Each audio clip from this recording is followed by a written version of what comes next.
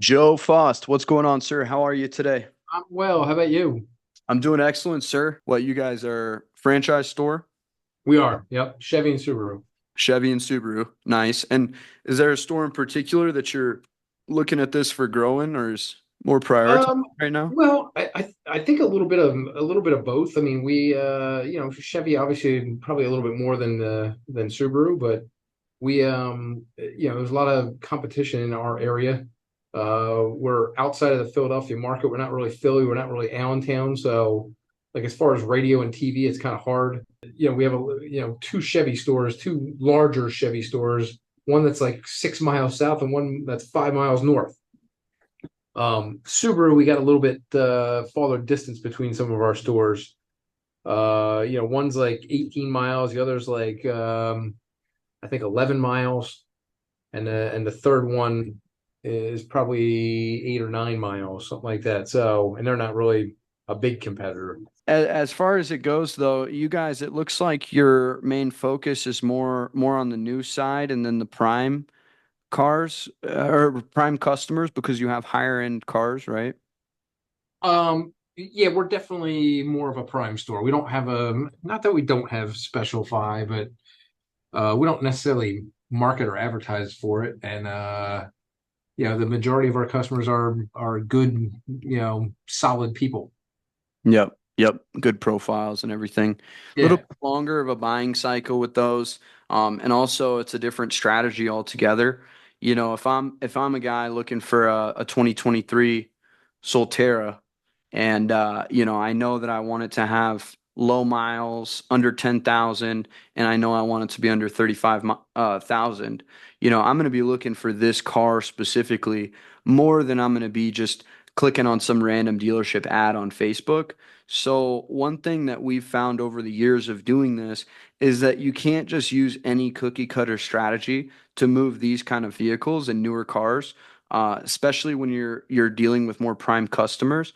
Yes, you can just throw Facebook ads out there and you will attract some prime, but you'll attract 70% just people that aren't really the right profile. And so Okay. what we did is we've actually got a licensing deal with Polk where we do Conquest Marketing data. And what we can do is we can actually use our purchase predictor technology to find people that are in market for a Subaru and show them ads specifically. So the way that that works is, we find out how many records are in your area. I'm sure there's a lot just because of your primary market area. And then we basically choose the demographic that we want to onboard the data with. So let's just talk Subaru, average household income we can target, in market for a Subaru, like maybe they bought a Subaru 3 years ago. It's all tied with the DMV data, postal records. We have everything like that. And what Okay. we do for this Conquest program, Joe, is we actually take that data and we put that into Facebook, Google Display. We send a postcard to their house or a mailer that's fully tracked. And then we also do email. And with this combination, we've got dealerships that are able to sell 20 to 25 new cars consistently, new and like more prime end cars consistently with this system. And it's very much different than what a lot of people are doing. Okay. Yep. We use Conquest data and then it's also co-op approved. Do you guys do co-op? I'm We sure. do. Yep. Yep. So we send the co-op packet, we track everything on the back end.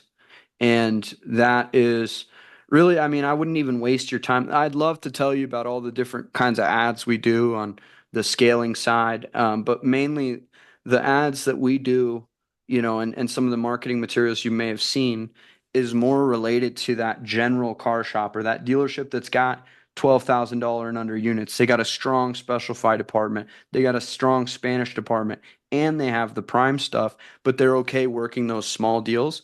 That's more where you'll see your more generic ads working. But with you Okay. guys, a lot of those strategies you're just going to spend a lot of money on. You'll get a lot of leads, but it'll be hard to convert sales. Whereas with this targeted approach, it's a lot more precise in who you're going to be targeting, and then you can add in other layers for more brand awareness and things like that. So that's what I'd recommend to you. Gotcha. And now what kind of package price does that run? Well, the way it actually works is it's based off the records, the amount of records that there is. And so we Yeah. go to our provider and we ask, we put in the criteria for your market area. Maybe, what would you say? You could send me zip codes or we could do 20 mile, 15 miles around this address, like where Yeah. would you say that's That's good? that's usually what we do is like 15-mile radius. I mean, yeah, there is you start to break it down. There's a couple zip codes that are a little farther away that we could probably go after too, but 15 miles is usually what we do Got it. as far as our marketing area. Got it. 15 miles of each store. Yep. And Chevy, we can conquest really any in market that's for GMC, Jeep. Chevy is more, we go more general. Hmm. Whereas Subaru, we want to really get that Subaru shopper, because it's such a brand loyalty, brand, right? Yep. Yep.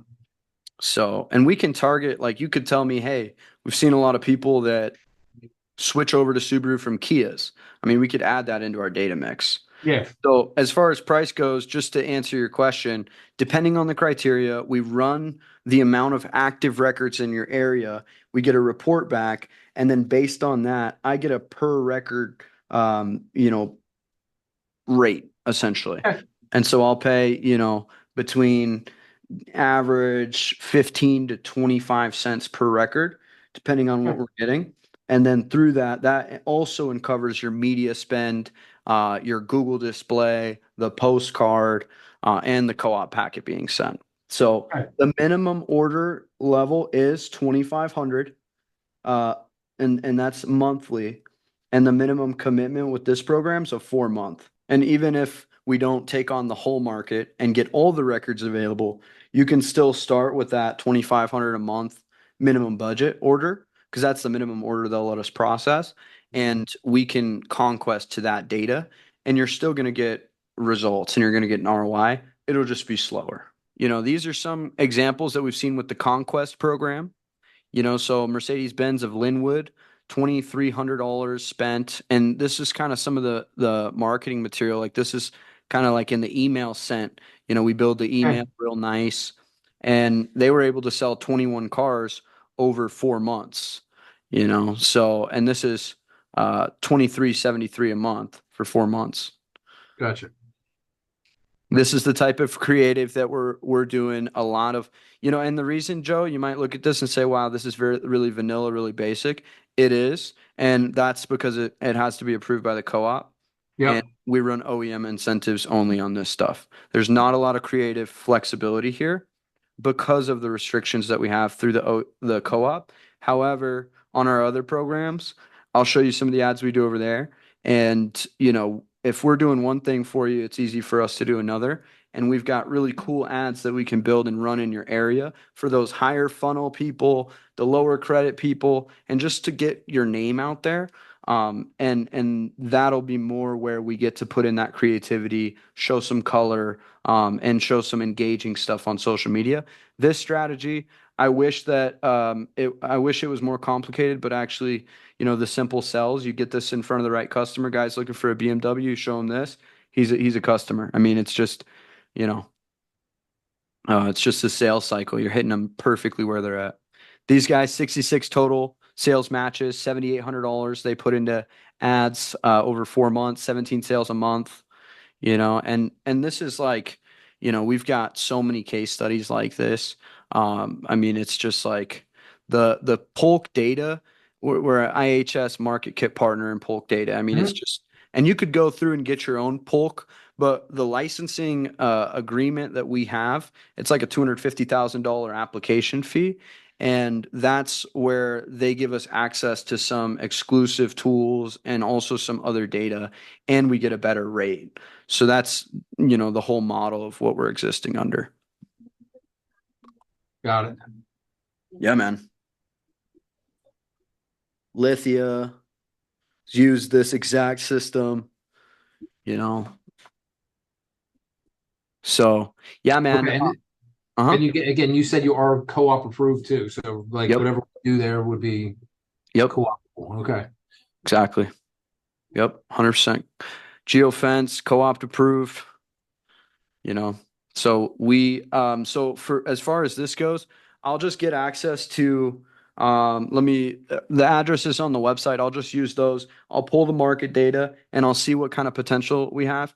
I think we're going to have a ton of records available. So, I mean, we can start more on that like minimum level threshold and then we can work from there and just, really see. And there's not a ton of margin. I'll just be super transparent with you. There's not a ton of margin for us on this, but we provide it because we worked with a lot of franchise stores that needed this solution, and it's just not there without paying a bunch of money.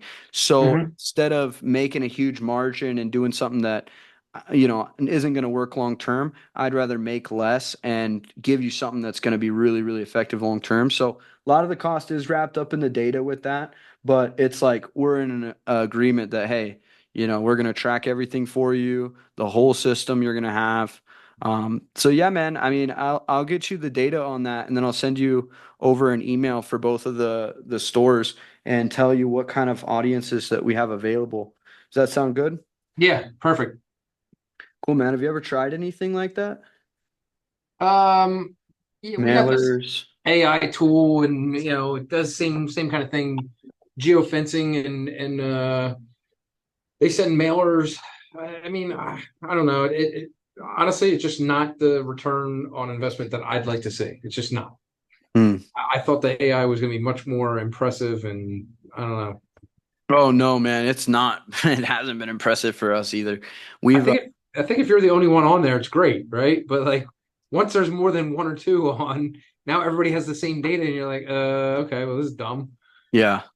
Yeah, I mean, a lot of the AI stuff, it's just like, AI knows how to check a box, but it doesn't know how to really get something done, you know. Right, So right. we're not huge on AI. We use it in a couple places where we can, but it's not, this is you get the DMS records. You know what's in somebody's garage, and then we upload the data directly to these platforms. We have their address on file. We send them everything in combination, which really is where the magic happens. It's they open an email, see a display ad, they're on Facebook, they see the Facebook, they get the postcard at their house. It's a really complete way to hit in-market shoppers in your area, you know.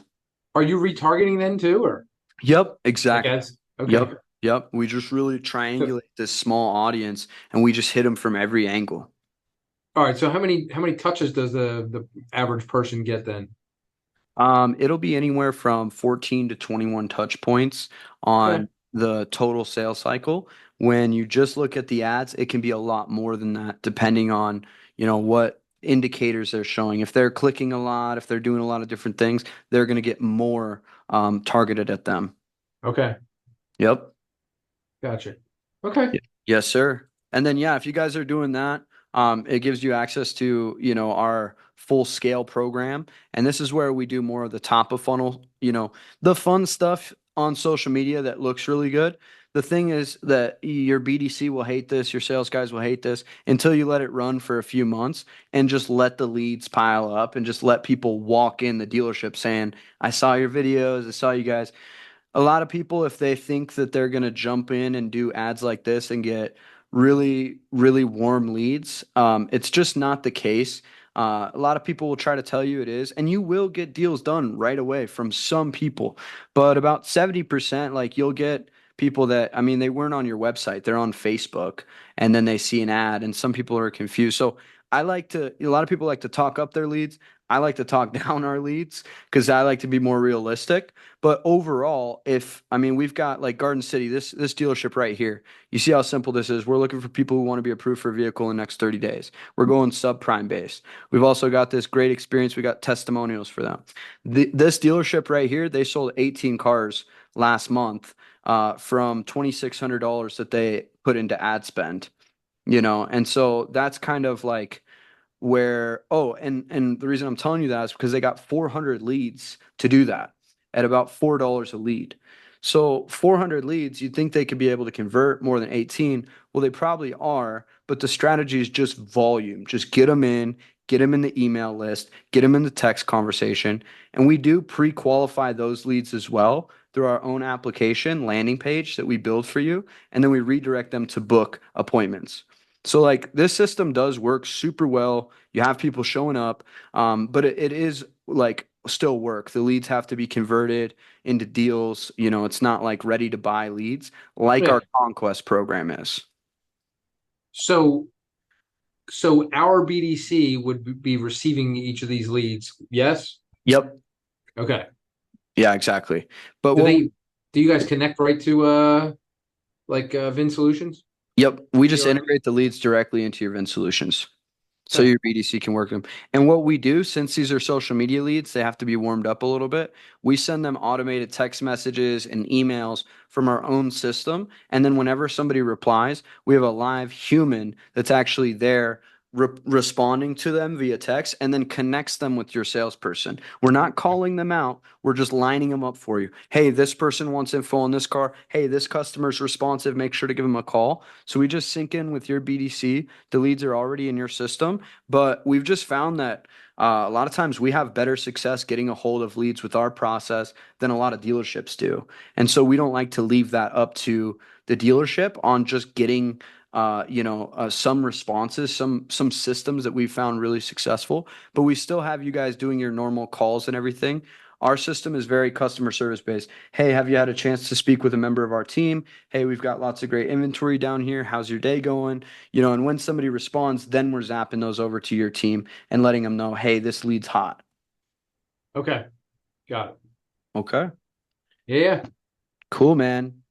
Yeah. All right. So you'll get us some data together as to I'll what get we you some could data on expect. the Conquest program, and then and then I'll throw you a little tag along on there for the scale program too. Yeah, man, I'll send you over the information, and then yeah, would love to earn your business. I'll work for it, and I'll be in touch probably midweek, probably Wednesday or Thursday. You'll Yeah. get an email from me, and then I'll just shoot you a text that says I sent you an email. All right, my man. Thank you so much. All right. Sounds good. Thank you. All right. Bye. Bye bye.